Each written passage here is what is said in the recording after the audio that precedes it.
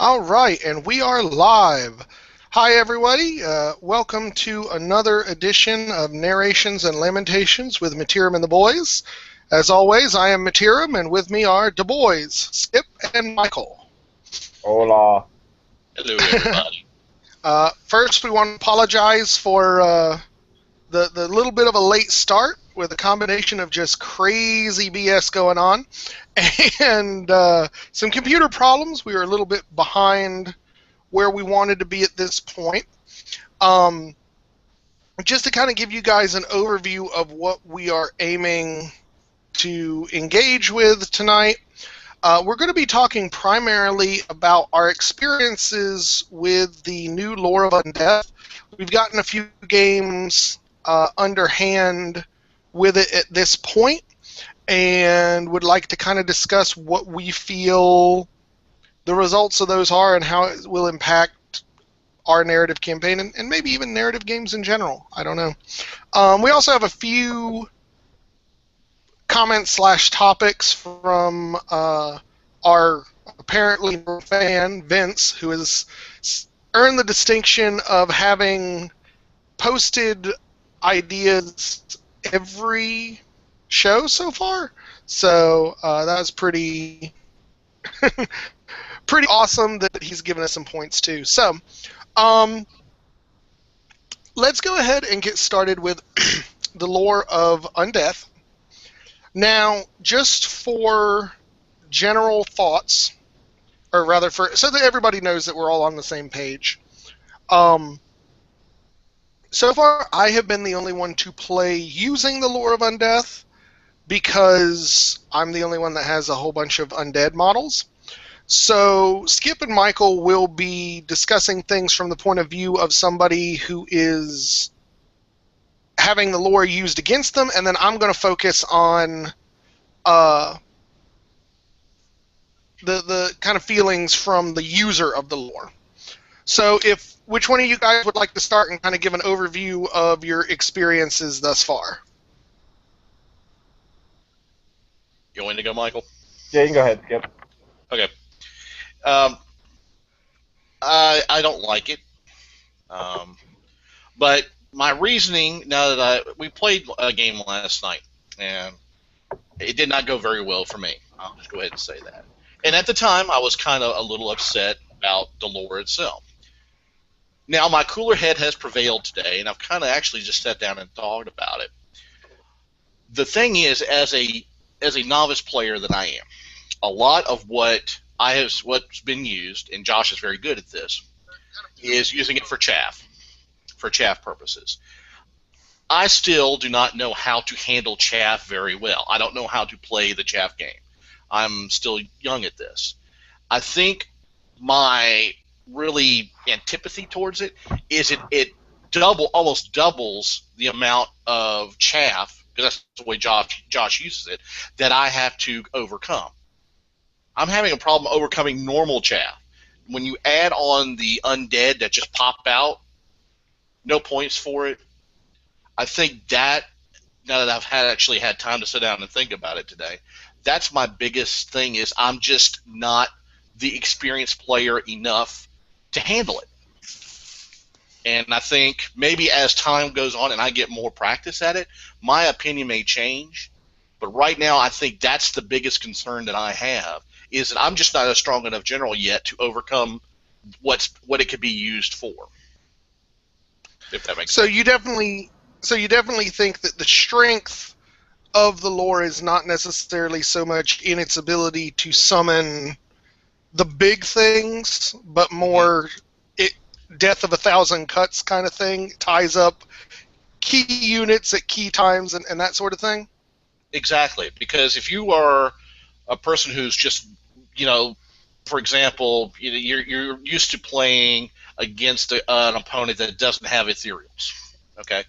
This allows the ethereals to come out. If you're not ready for it, if you don't know it's coming, you're not going to be able to handle it, because you could be chaffed up with just like a spirit host or or banshee or something like that, just back out of the blue, and you're not prepared for it, and you don't know how to overcome that. And again, being the less experience of our group here when it comes to this, that's where I'm seeing my most difficulty with it. When you summon the big characters, and I don't think you've really done that, but maybe once. I don't think that was too bad. I just think the overall chaff and chaff and chaff and chaff, it just ties you up so long, and you're not even getting any points for it, which makes it double frustrating. Okay.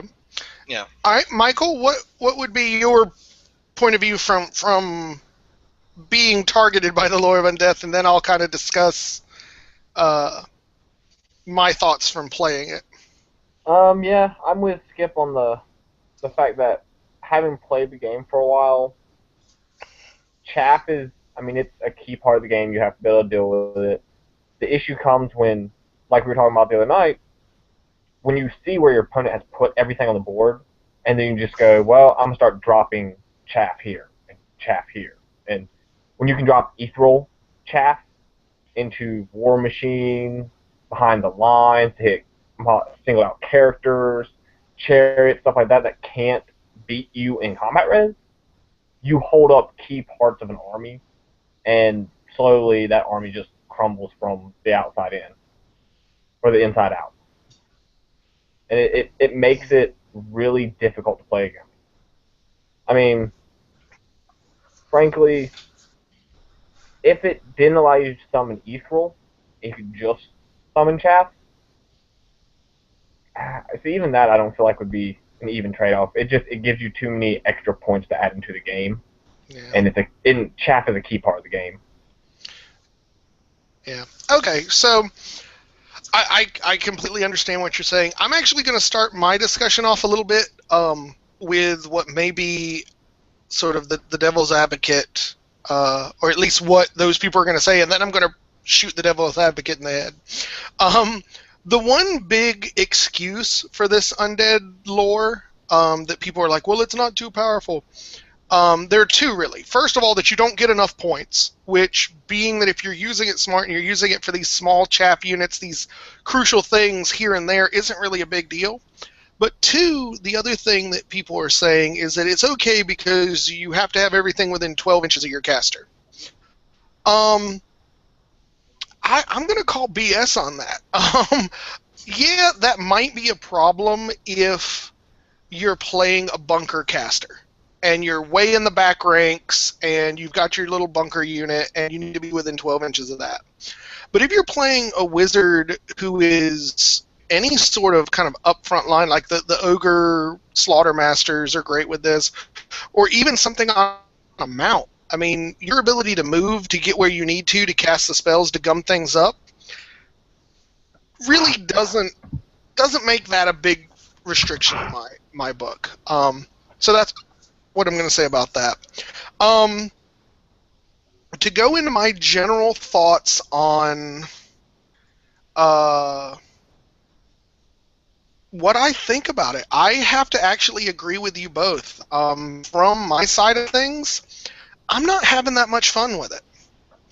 I think the effective use of it really does. It gums up things, and it's effective. Don't get me wrong. I think we can say from the games we've played, it is definitely a worthwhile lore to take if all you're concerned about is winning.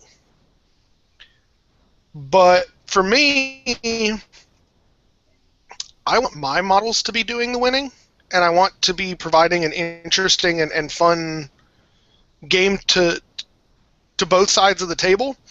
And I think being able to literally just shit out X number of dudes that you get no points for, but you have to deal with, really distracts from that.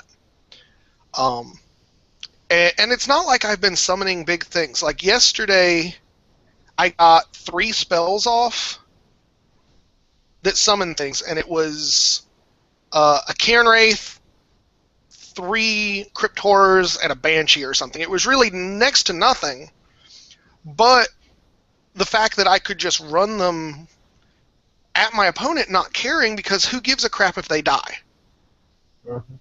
Because I'm not losing any points, and every wound that they deal is basically free. So I can see the power of it, and I can see why people like it for that power. I think we just haven't been having a lot of fun with it. Is that a fair estimation, fellas? Yeah. Yeah, I think if we were more of the tournament type, and I don't want to, beat on them, but we are not the tournament type, so we're not into the heavy competitiveness. Yeah, I could see it as a heavy competitive lore. Yeah, take it every day. But for what we're doing and the narrative purposes and the fun that we're just trying to have, I just don't think it fits right. At least not right now. Mm-hmm. I'll agree with that. It's kind of funny too, because from what I hear from the folks who are kind of heavy competitive, most of them don't like it because they don't think it's competitive enough. And so there's kind of a question of whether it's a tournament worthy lore, but I think it's this weird position because it's almost too much for our style of play, but it's not enough for the big GT folks. Yeah. Not without like your Archons and your Nagashes and stuff like that. But if you could bring on 2 or 3 Screaming Skull catapults, and when you didn't have war machines before, and everybody else is tied up, you can put 3 war machine here, a war machine there. I mean, I would see that would be like a tournament type thing, and I would want to use. Well, the problem is that you're talking about comparing that to, instead of dropping those war machines, you're dropping Purple Sun down the lines of your enemy. It's not so much that it's like a bad lore, but it's yeah. I mean, so I think that's kind of the issue with that. I know it's kind of funny. Shortly before the show here, I actually got a email from Mitch, who's MC1 Gamer for anybody who's checked his stuff out. And it's so funny. We were talking about this a little bit before we started the show. His kind of rundown of the lore of Undead is a total strategy side of it. And really, there's nothing that he sent that I can disagree with from a strategy point of view. But it totally misses the biggest issue that we have, is that it doesn't feel fun. It doesn't feel like you're facing your opponent's army. It feels like you're having to just kill a bunch of useless shit before you get there. And I'll tell you, kind of mechanically from playing it, other 2 big beefs, and I mentioned this last week, I think. I don't like the fact that I feel like I'm spending half of the game in the book. I'm constantly thinking, turn ahead, what do I need to summon, what do I need to do, this, that, and the other. Not to mention, if we didn't play at my house, logistically, it would be a giant pain in the butt. Because I would hate to have to haul 2 armies around to any given game. Yeah. And I guess the other thing that gets me is there's only like 3 good spells out of 7 in the lore. I mean, the signature is good only because I'm sorry.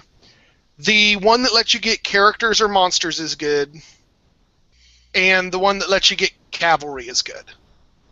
The 3 non-summoning spells are pretty much garbage unless you're... The only one that's good is the undead healing spell, but that's only if you're really playing undead. And the other 2 are garbage. So I just think it's a weirdly stacked lore in terms of its power. And I don't know that it's... Like, I haven't been able to think of a way to use it that would play into kind of the more lighthearted fun that... I don't know, that we kind of hope for. I mean, any thoughts, guys? No, I mean, if you're playing an undead army, maybe. But if it just doesn't add to anything if you're using ogres or lizardmen or something like that. I just don't think how it meshes well with that particular army. Yeah. Yeah. So let's. Okay. No, go ahead, Michael. I feel like Games Workshop could have done better with a lore. Yeah. So, Let's go ahead and take a peek at the comments real quick here. Dark CT is just coming on and saying, hi, how we doing? So we're doing very well, Dark CT. Thank you for asking. And our number one fan, Vince, pops in on the Lore of Undeath. He's weighing in. He's not sure whether it's overpowered or not, but he doesn't think that's the real issue. He kind of agrees with me that the mental tracking issue is the big problem, both for the summoner and the opponent. And he says that the Lore of Undeath is more skill-based than nearly any other lore. By that, he means in the hands of an average player, it's probably reasonable. It'll make some units, they'll do things, whatever. But if you're highly skilled and know how to use small units to gum up movement and play 1-inch games and so on, it can be brutal. And frankly, pretty beardy. And I'm not sure what he means by pretty beardy. I'm not good with that. I don't understand that. However, he says still summoning a Necrolith Colossus is cool. Just saying, giants are cool and bone giants are even cooler. We will definitely applaud your giants shout out because I love my giant and I wish I could just summon my giant. Like if I could get the beast lore. Or yeah, what is it, the wild? Yeah, the wild lore, and you just drop 6 dice and throw in a fucking monster off the board. That's always fun. Gorgon on the side. Just randomly pull it out. The Empire's chilling, and all of a sudden, boom. There's a giant monster. Yeah. So, I think that's pretty much our thoughts on the Lore of Undeath. I don't know whether we're going to be playing with it very much from here on in. We may do a couple of games. Is Skip frozen, or is he just making a really weird face? He's still there. I'm still here. Okay. But I'll still make... You're making a really... Oh, okay. Sorry, I got totally distracted. It's been a crazy day, you guys. Just... please forgive me being a little scatterbrained today. It's been one heck of a day. But, so... Second thing I want to talk about, since we're kind of done with the Lore of Undeath, and this is going to be, I need to grab something to show here. I want to talk a little bit about terrain and kind of how it impacts things.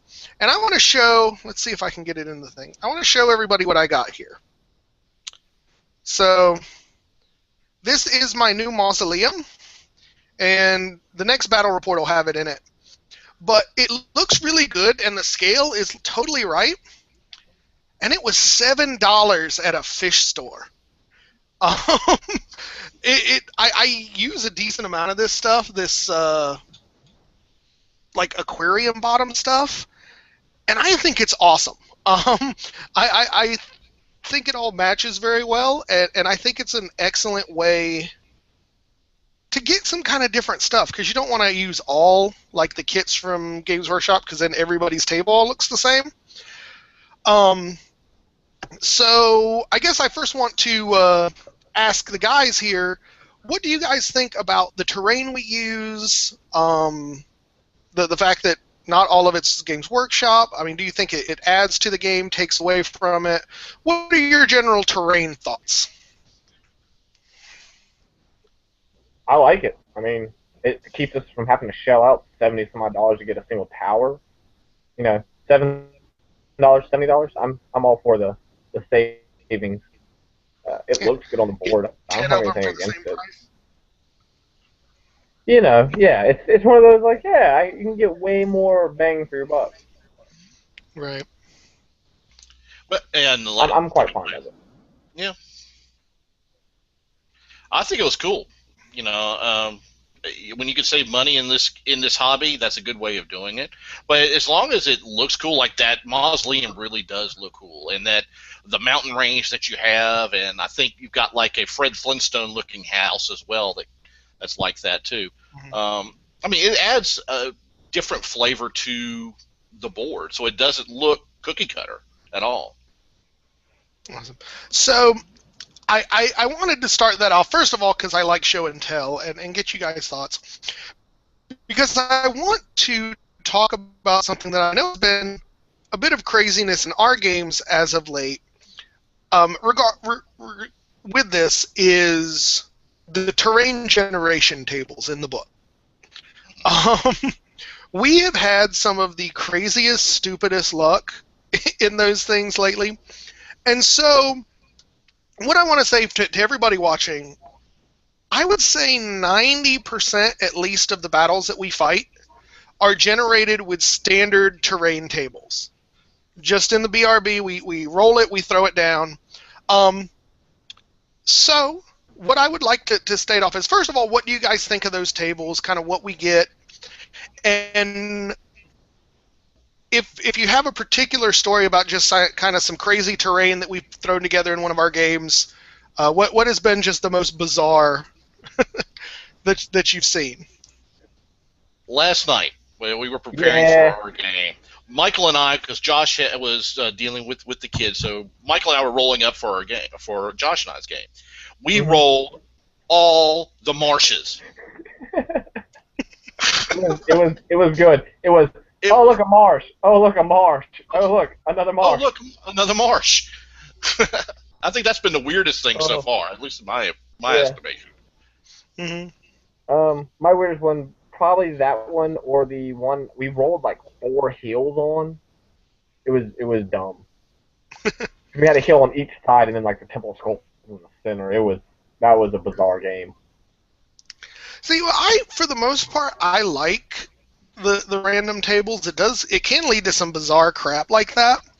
But I tell you, one of the things that drives me absolutely crazy about it is the 2 and 12 option.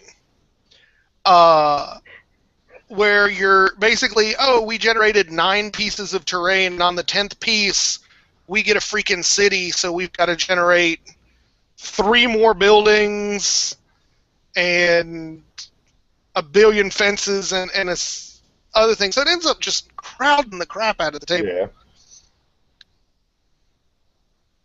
What do you guys think? Yeah, that's if we could do without that would be nice. I don't mind the steadfast sanctions or the I don't remember what the chaos one is.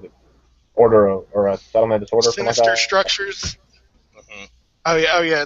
Sinister structure. That's it. Yeah, I don't mind those because they add in a little extra. But the whole let's have 9 pieces of terrain, 9 pieces of terrain. We generate a freaking town.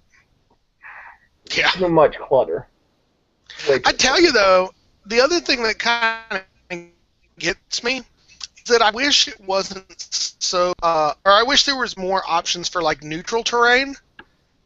Like there's nothing specifically cool for either the ogres or the Tomb Kings, whereas you can get the sinister structures that'll like punish the order people, or the steadfast sanctums that'll punish the destruction people. Yeah. I don't know.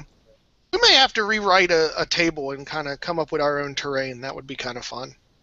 Yeah, we can knock out the whole settlement, because those just so much of the table gone. Mm-hmm.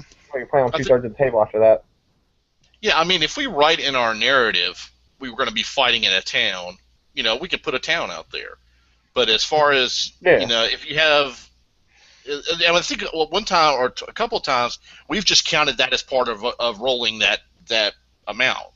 So if we rolled 6 and it was for some reason we rolled like a 2, 4 of those 6 pieces already down because of the town. We've done it that way too. And, which definitely helps, like I said, unless it's the last roll of 9 pieces of terrain that you're throwing down. Then it just becomes cluttered. Yeah. Back to the comments real quick. Apparently, Vince has instructed me that beardy is old school talk for cheaty. So I'm not sure if he's calling me a cheating bastard or not, but I respect that opinion. I kind of feel like that's a derogatory term towards the dwarves. Right. I think it's because with the way their army book works, the only way they can win a game is cheating. Is that what we're trying to get to? And now the digs for the dwarves come out. I see how tonight's gonna go. Oh, come on. It wouldn't be an episode of NNL without at least a little bit of dwarf hate. Right? Why is there always the dwarf hate? I think it's just because they're an easy target. Just because we got war machines that never miss fire. Right.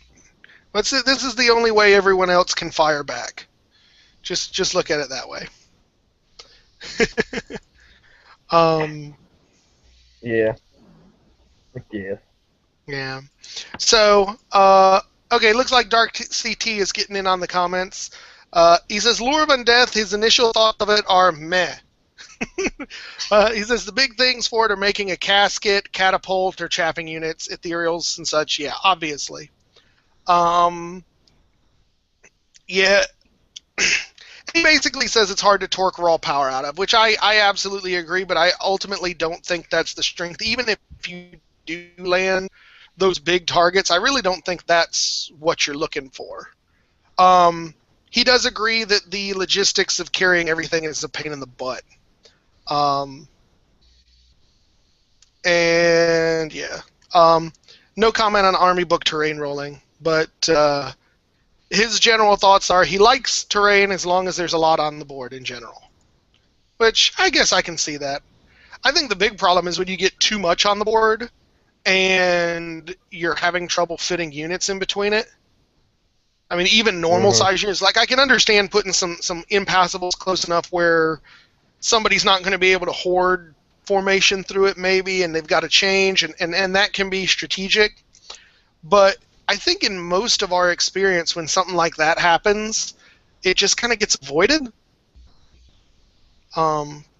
Is that a fair? Mm-hmm. Yeah. If I can't fit my hammer horde through something, I'm just gonna go the other way. Yeah. Yeah. Sometimes it gets to be a pain in the butt with the lance formation too. Mm-hmm. Yeah. I think it's any formation that is decidedly more in one direction than another. I mean, any hordes, they're obviously wider. Lances are specifically long. You just the more logistical trouble you have maneuvering, the more likely it's just going to get ignored, which is a shame because I think there's some really interesting terrain in the game that just very rarely gets used. Mm-hmm. I mean, we try our best, but like if you look at like other battle reports and stuff, there's a lot of folks who just either put the terrain off to the side and run down an empty middle, or pretty much just avoid whatever terrain there is. So that was my little chat on terrain. It was just a random kind of last minute thought. I guess we'll end this is, what is each of your favorite piece of terrain to see in a battle, and what is your least favorite?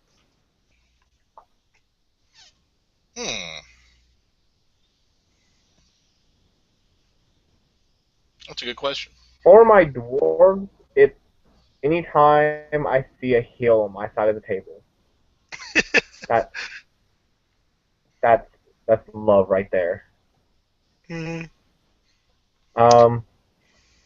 Although I love seeing the Temple of Skulls, I don't particularly like its use because it's the only time I've used it. It's completely destroyed me by sucking my Demon Slayer into the warp. So that wasn't fun. It looks really nice though. Thank you. Skip, you got some thoughts, or should I go? Yeah, you go ahead and go. Okay. I'm actually going to say my favorite piece is the Temple of Skulls. In addition to loving the way it looks, I just love that risk versus reward bit. The idea of trying to get something from the Chaos Gods and either getting something cool or having them smash you into dirt is pretty awesome to me, I think. My least favorite in general, I'm not really a fan of the rivers. Admittedly, we mitigate a little bit of that by putting a big fat old bridge across it when we can, but I just think it's so rough because, I mean, you can't march in it, you can't march out of it. I mean, it just slows everything down, which for certain armies, if you want to go all shooty and hide behind it, is great.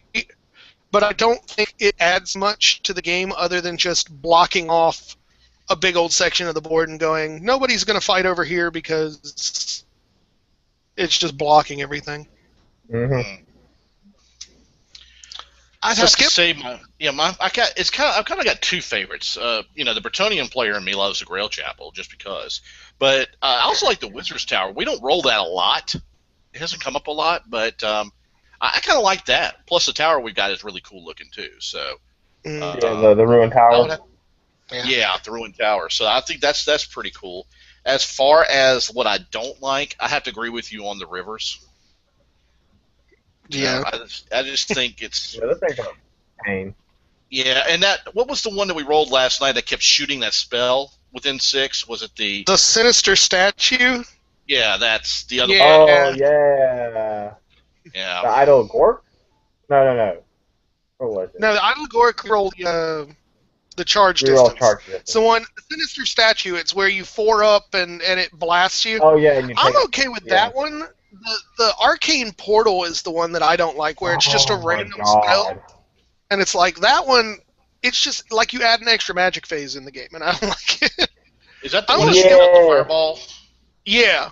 Oh, okay. That's the Yeah. most part, because you can be in the middle of a fight, and the unit you're fighting that you should be able to beat just instantly gets, like, they get one of the light spells that gives them initiative 10 and stuff, so you can't beat them.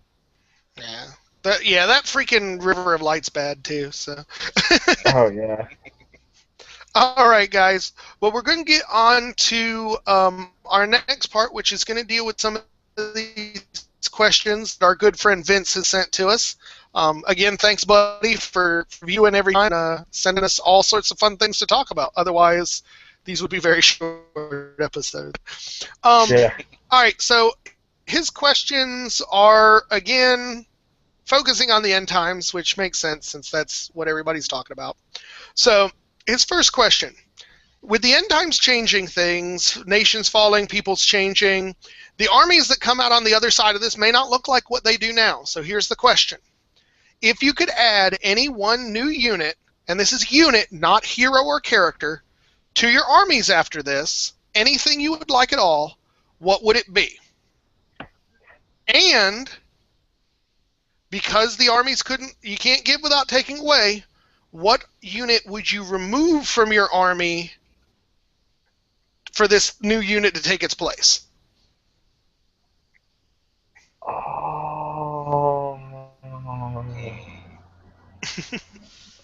Oh. Let's see. For the dwarves, as much as I like the idea of flying bear cav that carry cannon, that would break the dwarves on so many levels. Flying bear cav with I like to see cannons? Hearthguard. Why don't you explain what you're talking about it would for those break- of us who the don't dwarves. play D&D? Michael, why don't you explain what Hearthguard That's are? Hearthguard. They're basically the female dwarves that defend the hold. In fluff, they are simply the most defensible of the dwarves. They protect the children, the hold itself. They're a very nice fluff unit, and it'd give me female dwarves to put on the table. And you could couple with them some really nice rules. If I was going to remove a unit, the Slayers. I love them. Their fluff is fantastic, but God, are they garbage for me. I cannot use them. Okay. Skip?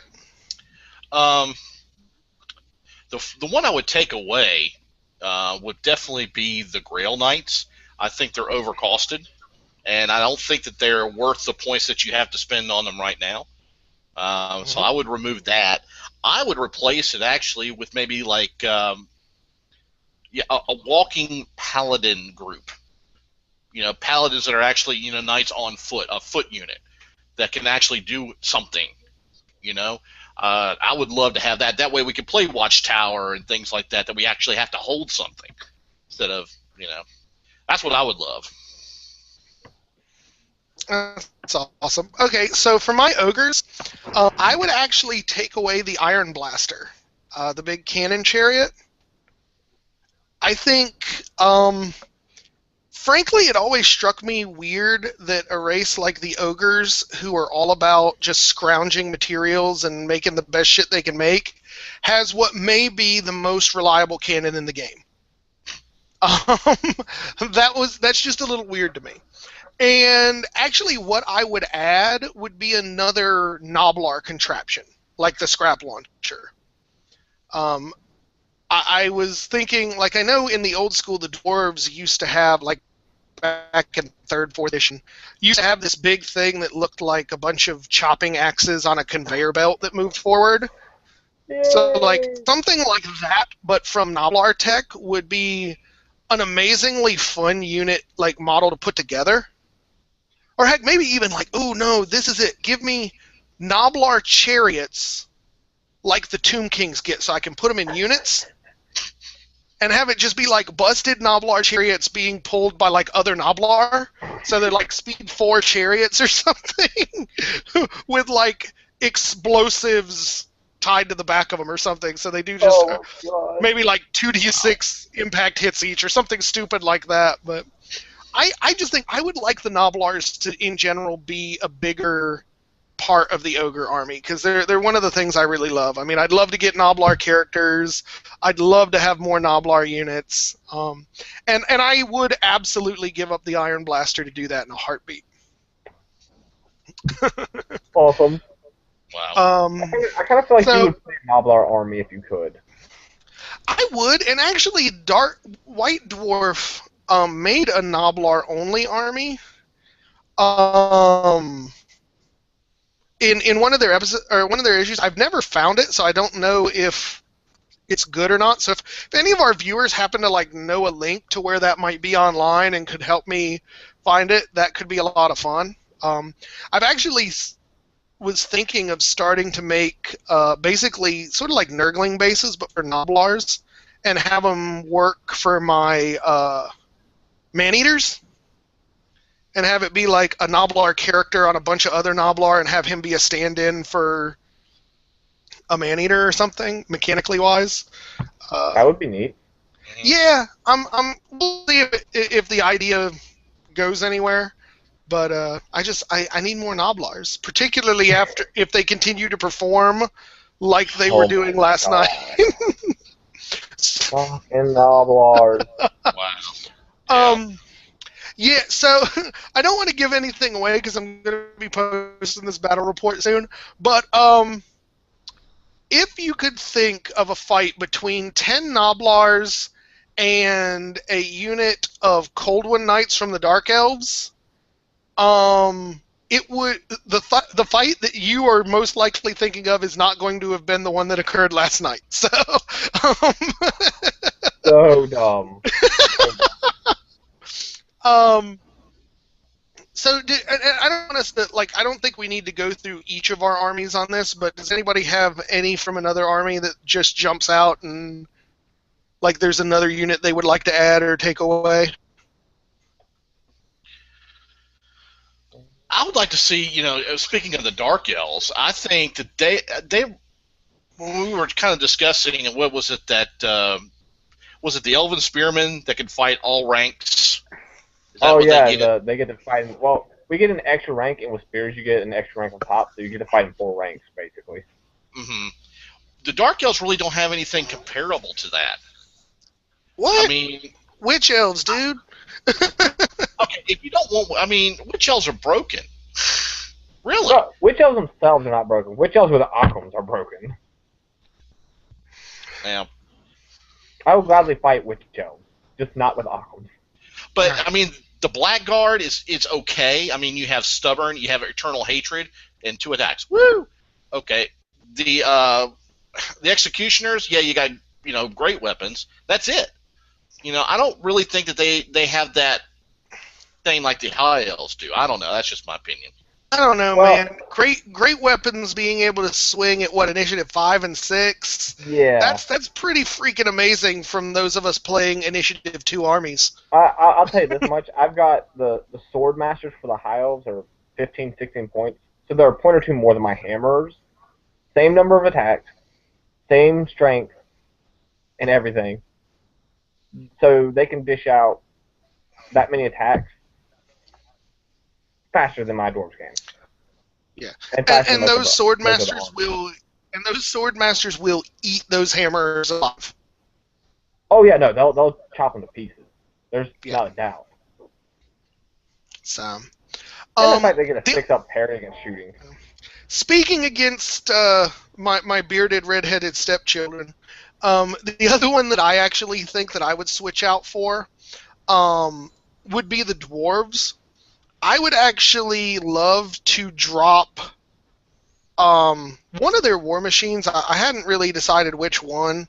I was kind of thinking the organ gun, because it's good, but it's almost too good.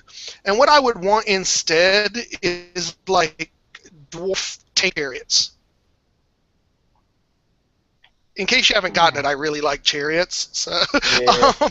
but like I was thinking about, because in 40K the orcs have this thing that looks like the front end of a motorcycle with like a truck back with tank treads on it. Yep. And I was thinking, you know what, it would not take much at all to like make that look a little more dwarven and be an awesome like steam powered chariot thing. I mean, hell, if the Empire can do it, the dwarves should be able to do it better. Well, but it takes us forever to come up with a new invention. Right. I mean, it took us like 7-10 years to get a new book to put together, so we're slow about things. Right, okay. So this deck... Hush, Bretonia, you don't get nice things. So you mean this decade we got the gyro bombers, so we gotta wait another 10 years before we get our tanks?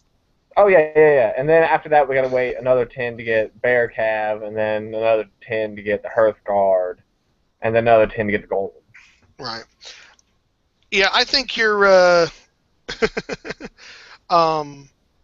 yeah, I think you're just smoking crack when you think you're ever going to get Bear Cav. That's just not going to happen.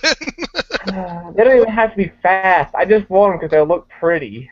Well, look at it this way. With GW's luck, having Bear Cav is a surefire way to get your ass destroyed by Chaos, if Kislev is any indication.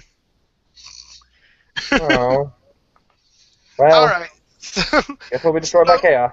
Right. So I think that's good. I don't think we have any other unit discussion. So the second question Vince sent.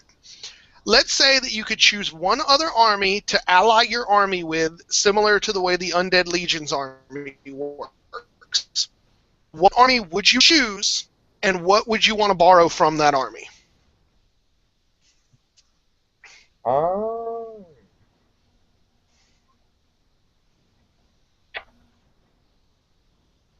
I think I would go with the dwarves coupling up with either the High Elves or the Empire. Okay. It would be basically, if they coupled with the Empire, it would be them just going with the current big alliance they've got. With the High Elves, it would be kind of settling the grudge. I know that's not going to happen, but kind of settling grudge, going back to the old ways of being allies. And I would take mages. So you'd give up your +2 to dispel for a wizard? I'd give them my +2 to dispel and get a +4 to dispel. Right. I'd give up, and I'd take Cav and wizards. Because I've got, my infantry will outdo most other infantry. But I don't have the fast working with them. Right. So I would pick for my ogres, I would pick them to team with the orcs and goblins, because I want the freaking Arachnarok spider. Oh, dude, I would love to be able to put one of my ogre hunters on the back of the Arachnarok spider and just come like charging up over a building at you. That would be freaking amazing. I don't care if it's garbage and it dies like super fast. I don't care at all. I want spider riding freaking ogres and a billion Noblars, and that's pretty much how I would do it. Oh, goodness. All right, what you got? I would have to say I would team Bretonia up with Empire, only because we're supposed to be the cavalry army, but we only get 2-ups. They get the Reichsguard Knights and get a 1-up. What? What? So what you're saying is you just want the Empire for better calves. Better armor. Yeah, thank you. Yeah. So Or basically, what he means is he wants to play Empire with a Bretonnia counts as army. Yeah. I'll take the Hippogriff Knights over the Pegasus Knights. Yeah, those hippogriffs would be solid. Yeah. You mean demigriffs? Demigriffs, I'm Yeah, sorry. Okay. I would make them Hippogriff. I would make them Yeah. Hippogriff in Okay. Bretonia, but yeah, Demigriff. Right. Well, I was confused because I know the other day we were talking about how it would be awesome if that's where they go with Bretonia and they introduce Hippogriff Knights for like a flying monster cav. That would be cool. Yeah. So, yeah. I and just to kind of put this in as the last 2 cents, if I was gonna pair my demons with somebody, it'd be Warriors of Chaos so that I can get a demon prince who's worth a damn. What? Maybe I've actually got to try and shoot him with a cannon now. Yeah. All right. Well, let's go ahead and take another look at any comments real quick before we go on to the next question. So, blah, blah, blah, blah. All right. Oh, wow. We're getting... I think Dark CT and Vince are fighting over best fan honors tonight. So Vince says he think going back to the terrain thing, he thinks we hit it on the head when we were like, if we're fighting in a town, we'd like to see stuff. He says he would like to see about 6 tables in the book split up by land type: city, underground, forest, mountains, etc., which could be freaking amazing. But yeah, we definitely agree with that idea, Vince. That might be a fun little side project for us to do if anybody's feeling bored. Or even if just throw weather in it too. Yeah. You know? I don't know. My only concern about weather is that it would fall under the same kind of rules as those underground rules went, where it seems cool on paper. And then it takes one person over. Right. So, as far as Dark CT, he says the dwarf hate, we don't have to have it, but they're so low to the ground they are an easy target. That and it's fun to pull beards and have personal vendettas. He's making his own grudge book thing. And terrain addendum, he hates the rivers, but he enjoys buildings. I appreciate your hate for the rivers. I don't know. I have a very love-hate relationship with buildings. I think there's something missing from the rules. They're just a little too easy to get the hell in and never have to be pushed out. Yeah. So, I don't know. And the issue is you're stubborn in a building. Yeah. Well, I don't know. Like, I mean, and I think, and maybe this would be getting too gamey to it, but I think there should be like a limit to the number of people you can fit in a building based on its size. And I don't know how you would, like, I don't know how you would calculate that, or like you measure it and, oh, this building's 5 inches tall, so you can have 15 dudes in it or whatever. But what I don't know. Saying is you don't want 50 hammers in a single-story building. Right. That's it. I'm putting 100 peasants in a building next time. Right. Put them all in the mausoleum, then we don't have to worry about killing them. We'll just seal the door. Oh, good. They'll They'll come back better, right? Right. They'll be zombies. Today's peasants are tomorrow's skeletons. Yep. I don't know, man. For skeletons, they'd have to get a little better than that. Weapon skill 2 is where it's at, baby. Right. Weapon So Vince pops in and says, Demons versus Skaven with a Sorcerer's Portal on the table would be the most random Magic phase ever. Yeah. I will one-up that and put a River of Light behind both lines. So as shit gets broken and run, well, I guess it would have to be in front of the demons and behind the Skaven.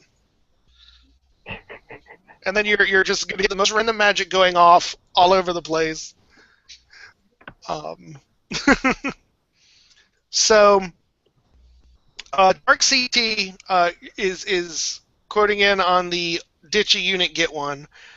He actually plays dwarves, Michael. So here's one for you. Right.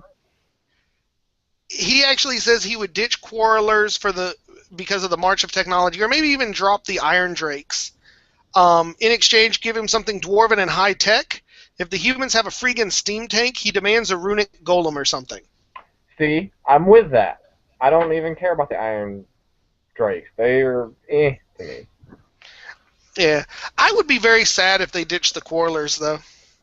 Yeah, you have a love for the Quarrelers, and I like the Quarrelers on the board. They don't need to leave. I just think the quarrelers are flat out better than the Thunderers. Oh no, they straight are. I mean, they are flat out better. You get the extra shot, and an extra turn of shooting for the dwarves can mean the difference in a game. Yeah. Weapon skill 2, babe. Weapon skill 2. That's all. Hush, Weapon skill peasant. 5. The knights didn't say you could talk.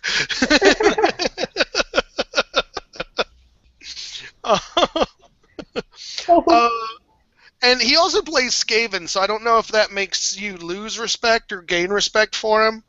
I don't even know how to feel about that. Yeah, but so he says he's a clan molder nut, so since the Skaven are coming above ground finally, he wants some winged aberration stitched together by Clan Molder, like the Hell Pits winged or something. Weird. Flying Hell Pits? Oh, hell no. We're not putting wings on Hell Pits. Yeah. Or alternatively, Skaven Cab, like pox rats driven crazy by pestilence stuff. Or in Clan Skyer, he wants a walking warpstone condenser that just wanders around burping wart lightning as a bound spell. Only if it can go through Skaven lines too.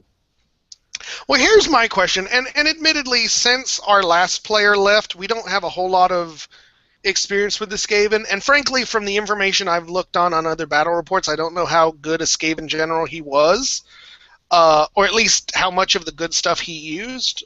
Maybe that's a better way of putting that. But isn't that pretty much what Skaven tech does anyway, just kind of wanders around the field and burps lightning? Yeah, pretty much. Yeah, the Doom Wheel. Yeah. On the plus side, if they get more lightning stuff, you'd have a reason to play those Dragon Ogres again, Skip. Yeah, that's true. The 3 I own. Right? Well, hey, man, if you're getting mileage out of that immunity to lightning, then maybe...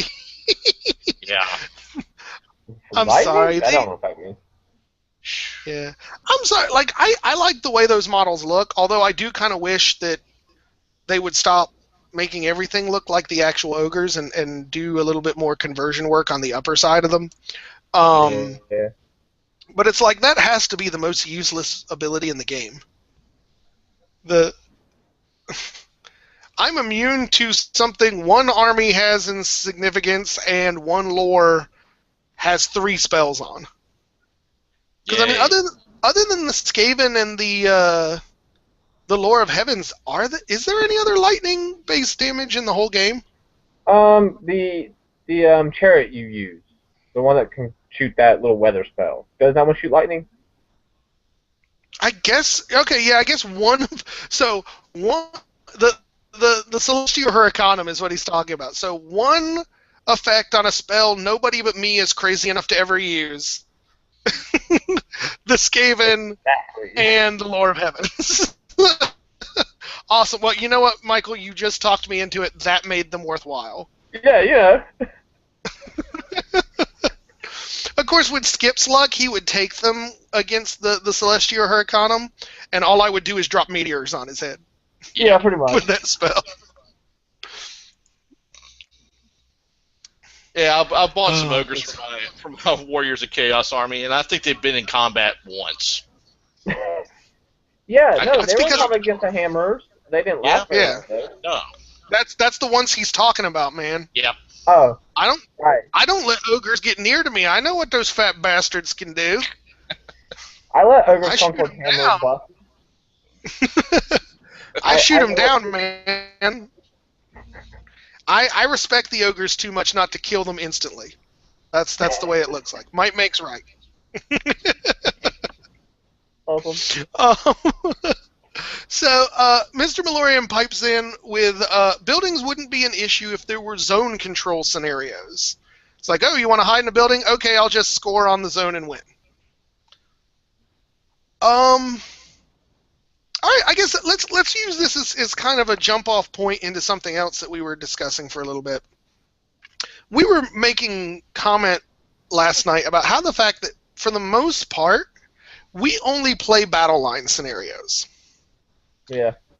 So I was curious how you guys feel like that affects the tenor of the campaign and the narrative, when we know pretty much when we sit down at the table, because we really don't ever bother rolling the different scenarios. We pretty much know we're just going to run at each other and go for blood. What do you guys think? I wish there were more scenarios. I mean, they didn't even have to be scenarios out of the book. Frankly, if we were doing something, a zone capture would be fantastic to try out once in a while. Just something other than battle lines. Well, you kind of did that when you were trying to capture Anya. You know, you were using her as an event. I mean, I think we could do more of that. Yeah. I mean, we have the flexibility in what we do to write anything, for the most part. So if we want to play it, fight a battle on a snowy hill with 3 objectives being Santa Claus, the elves, and his sleigh, we can do that. Well, I totally agree, Skip. I guess my question was more to the point. Don't you think it's a little strange that, with as creative as we have been with the narrative, and that we have that capability, that we haven't made use of it? I think we've gotten lazy. Yep. We write up the narratives and then just go, well, just play the game. Okay, so I think that's a sound that we need to challenge ourselves to some scenario play. Yeah. Yeah, and now that I have the books, I can look at these scenarios. Right. Okay, and I would like to go ahead, for those of you who have been following my channel for some time, I would like to make comment on this. Skip joined us at the very beginning when we all started playing again, which was at this point like 14 months ago. Mm-hmm. During that entire time, he never once owned or read any of the rule books. He learned every bit of his rules just by playing, and has only now, 3 weeks ago, actually bought the rule books? Yep, I got the little bitty one, and then I got the big one together. Yep. Yeah. So I would just like to say that like you talk about how you're not very experienced and you're still learning this stuff. I want to just say that's pretty freaking amazing to have come as far as you have and learned the rules as well as you have in the last 12 months, having never cracked the rule book once. Yeah. So I cracked it to look at when we were rolling the scenarios. I mean, not the scenarios, the like the hills and everything like that, the terrain. That's really the only time I cracked it. So I just thought that was pretty awesome that you've managed to do that. But getting back to what we were talking about, the scenario thing. So we're going to challenge ourselves to do more scenarios. So I would like to open that up to our viewers. If you guys have any fun scenarios that you've played that you've enjoyed that you'd like to see us tackle in a future battle report, send a copy of the scenario to Josh L. Merritt, MERRITT, @gmail.com.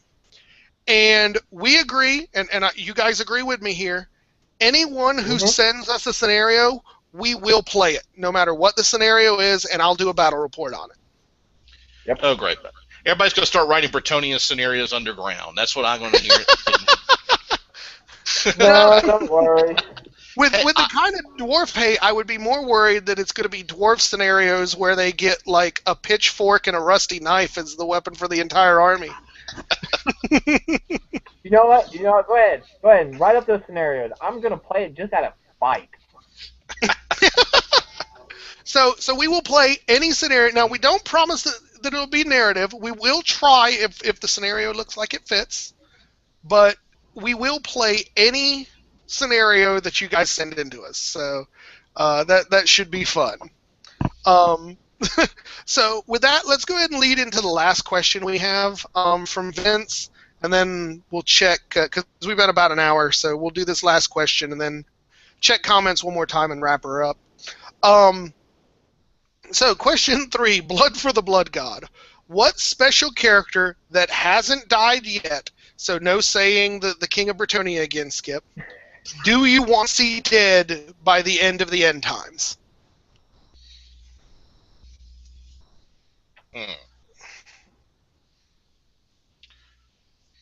That's a good question. Mine's easy. I'll go if you guys are thinking. I want the over tyrant Greasus to die a horrible freaking death. He is just a terribly boring character with no real backstory. I mean, the coolest thing about him is he thinks he's too rich to walk, and so he's carried around by Noblars. But beyond that, he's very flat, and I don't think he adds much to the ogre story. And I would like to see him just die. Actually, no, I got it. The Noblar character that I want to appear will execute him by convincing all of the Noblars that's carrying his fat ass around to take him out to the maw and toss his ass in. There. That's my story. That's how Greasus wants to die. And he can't stop him because he's forgotten how to walk because they've been carrying him around so long, and they just huck his fat ass in. That's fantastic. Wow. So who's next?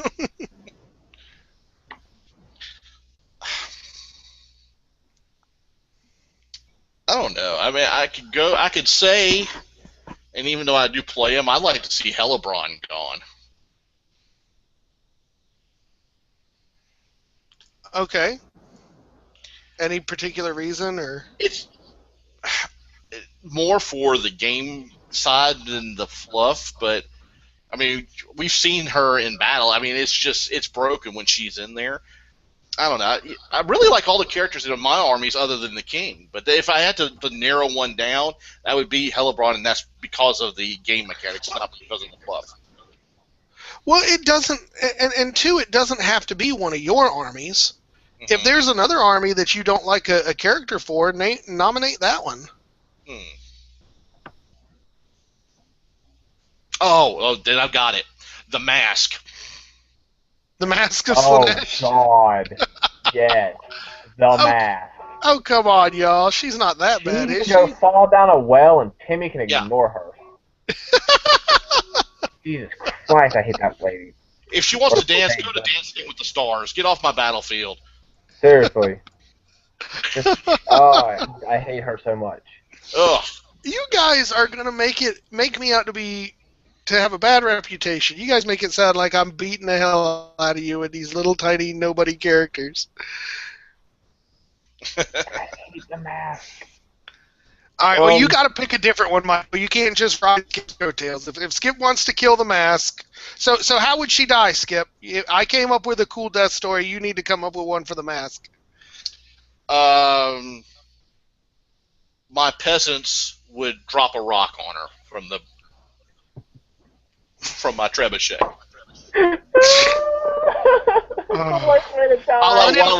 Like Wile E. Coyote. Uninspired and unsubtle. Exactly what I've come to expect from your peasants. Drop a rock on her. It was a big rock. Big rock. All right, Michael, what you got? Who do you kill now? I hate to look at the dwarves and say there's a character that I want to die, but I would like to see the Slayer King die.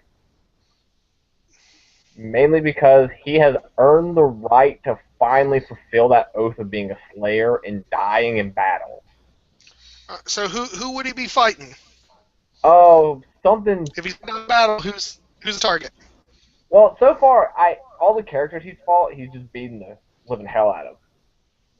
So he'd have to go up against probably one. He'd either have to go up against Nagash or one of the Chaos Gods, and them kill him. But in like one of those awesome, epic battles that he can't win, but he still fights it. You know.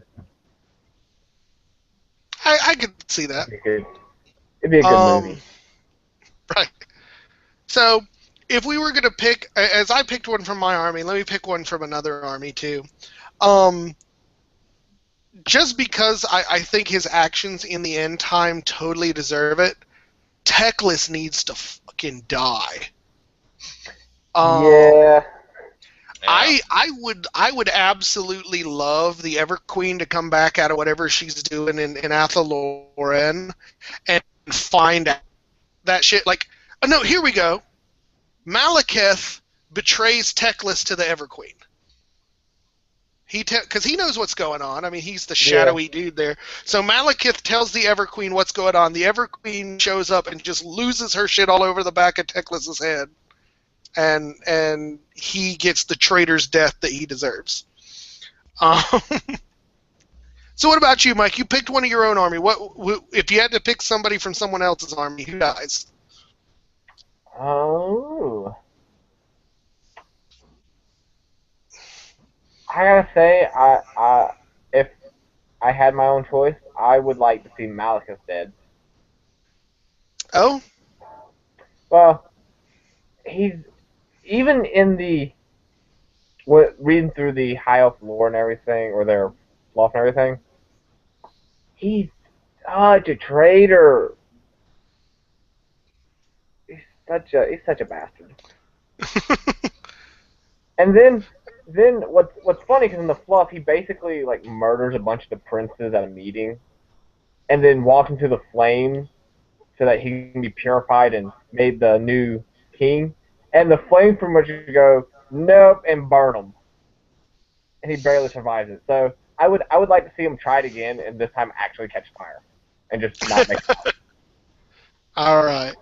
Well, so we definitely seem to have a lot of death that we want to bring down on special characters. So let's go ahead and get the last couple of comments here, and we'll go ahead and go away. Vince agrees with Malorian that more buried and interesting scenarios could definitely improve the game and deflate the powers of things like Death Stars. However, he says the dark side of this is the added mental tracking. It's already a lot of information to keep in your head, and he watches a lot of battle reports, and I'll agree with this point, that at least once a report he hears, well, this thing did this, but we both forgot about it. Whether it's a spell, a piece of terrain, whatever, they're just forgotten because there's so much to remember at any time and still think tactically.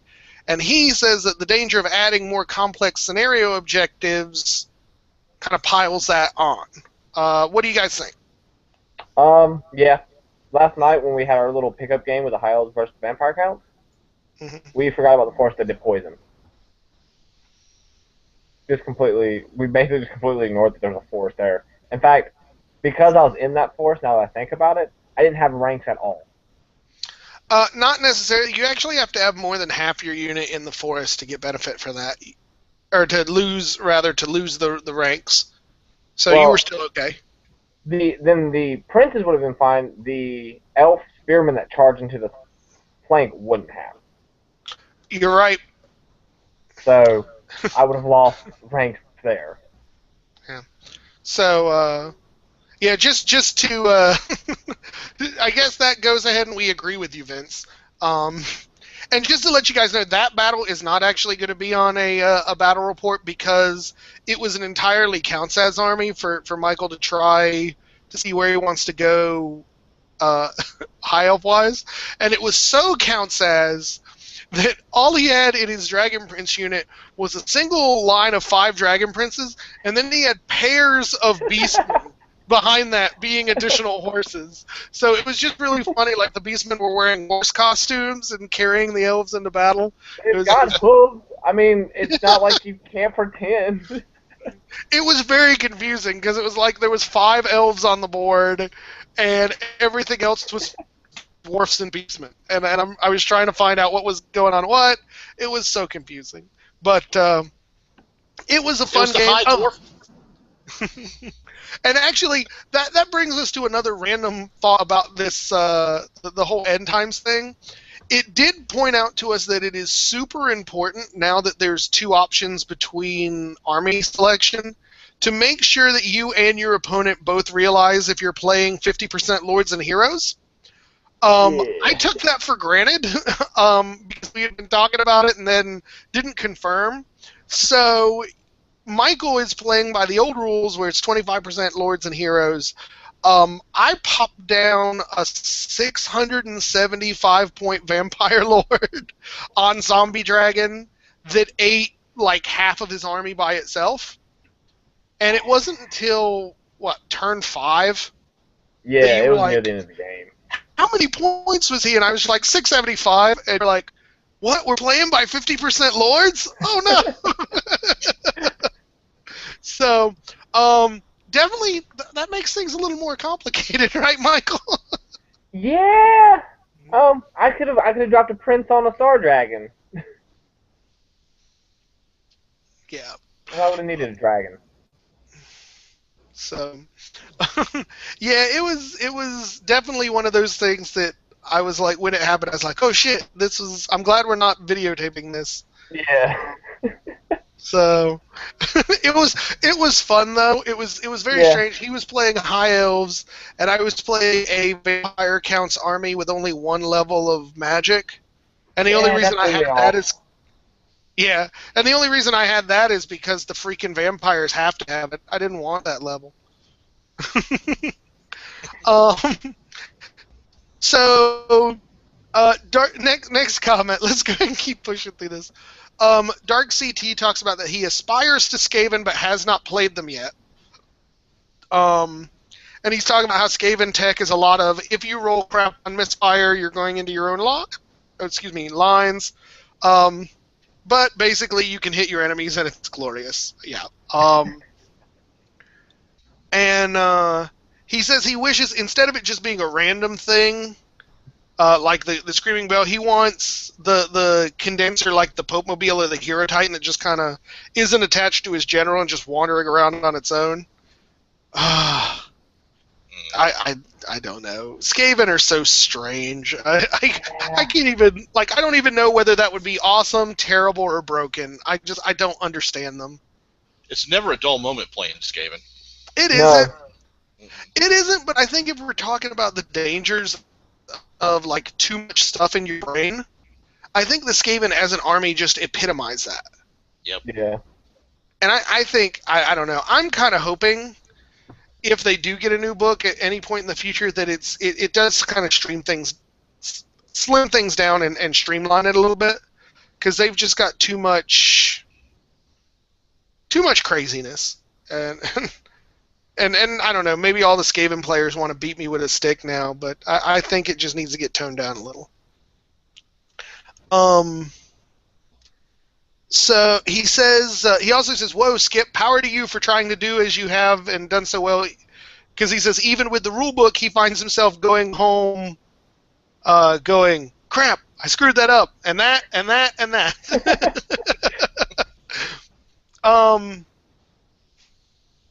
And for scenarios, he says, and I quote, give the dwarf thing at least one good last stand one, people. It's benefiting of its history. We've actually tried playing the last stand scenario, and it was terrible. Yeah. It doesn't, even with dwarves, there's just, you can't take that much of a difference in points and pull out any kind of sit on the hill and live. Yeah, because we played it, it was my ogres versus your dwarves? Yeah. Was that what we did it with? Yeah. And that's the thing, so, like, the scenario sets you up, 25%, or it's 33% of the ogre army is how many dwarves you have. So yeah. So, you do a 2000. And it's Yeah, just, I mean, it was busted. I mean, they're supposed, because the dwarves are expected to lose, but they get points. They have to last till turn 3 before they start to win, or before they draw, and then turn 4 they win. I think is how it works. But I mean, he was dead by the bottom of you turn can't. 2, because I mean, you just run ogres just in everything's face. Maybe it would work a little better if we did different armies, but it was so unfun. We never tried playing that one again. And I think that was even before I started the channel, so I don't think we were videotaping anything by that point. Oh yeah, that was way back when. Yeah. But, yeah, I mean, I understand it's fluffy and it's cool, but ultimately I think there are better ways to do that and get that same fluff feeling without necessarily having to totally hamstring one player like that. Yeah. But, so last thing, looks like Dark CT gets the last comment. Let me make sure, I just want to fit one more time and see. Come on. God, Google Plus is being a pain in the butt right now. So, Blood for the Blood God question from Dark CT. He wants Marathi to die, and wants Hellebron to do it and make it painful, very excruciating. Then Hellebron finally takes her rightful literal bloodbath that she's earned. Hellebron has had enough, dang it. She keeps getting kicked out of the youthful blood bathing. Apparently, she is his favorite Dark Elf character and the only one he likes. First of all, I'm not entirely sure what that says about you, Dark CT, but you may be a broken bastard, but... I'm a little dark. No, we love you, buddy. No hate there at all. However, alternatively, he says techless. Please. There's so many letters in that please, it's hard to pronounce it. Let him just die by the biggest dimensional cascade ever. So epic, we just get popcorn and just munch. Just do anyone a favor. He said he can't think of any dwarf character he wants dead. And that Skaven characters kill each other all the time, so he's cool with that. So as long as some of the special core and rare switching characters live on. I tell you, kind of speaking about the slimming down Skaven book, I think that's something that should just go the hell away. The whole, you take me, so now you can take this thing as core when it couldn't be. I just think that's so hard to balance. I think there's a reason why some of this shit isn't core, and it needs to stay not core. Trolls. All right, you think they're the shit. I'm gonna bring firebellies and just end your reign of tyranny. Flame cannon. That's all you gotta take. Hell, I'll bring, with the way I've been fighting with them, I'll send 10 Noblars with a Zippo. Yep, that'll do it. Actually, hell, the last time we did it, it was 10 Noblars with just the burning barricade killed 3 trolls, wasn't it? Yep. Oh, I need to make an amazing Noblar character. I don't care if he has rules. I just need to. That's what I'll do. I'll get a troll body, and make like a unit filler for the Noblars of just like the Noblar hero standing atop a scorched troll body. Oh. All right. I don't mean to shove my Noblar love in everyone's face so much. I'm sorry. Okay, guys. Well, that is pretty much the last of the comments. We wanted to just thank everybody who has been watching us. This has been a heck of a lot of fun. We definitely enjoy doing these. Definitely enjoy doing these shows, and originally kind of started it to take the place of, or to keep the seat warm for Warhammer Weekly.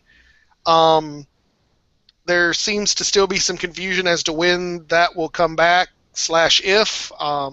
So we're definitely going to keep doing this at least until it's not there, and maybe even past that. So if you guys would like to keep seeing us, definitely come back. Let us know what you liked. Comment on the videos.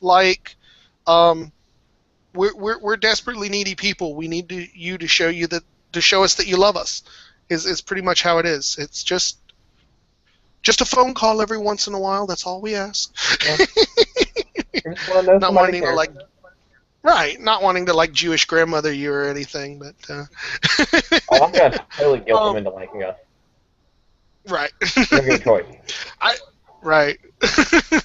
But again, guys, we thank you for watching. If you do have any topics you'd like us to cover, any questions, feel free always to email us. And again, if you do want to see us do a scenario that you've seen that's just cool and kooky, send it to joshlmerritt@gmail.com, and we'll be more than happy to do it. So any last-minute points you guys want to make? Beware the trolls. Right. And And the nobblers. the hammerers. No, not the hammerers. Weapon skill 2. Weapon skill 2. Right. Okay, so thanks for watching, guys, and we will catch you next week. Bye-bye now.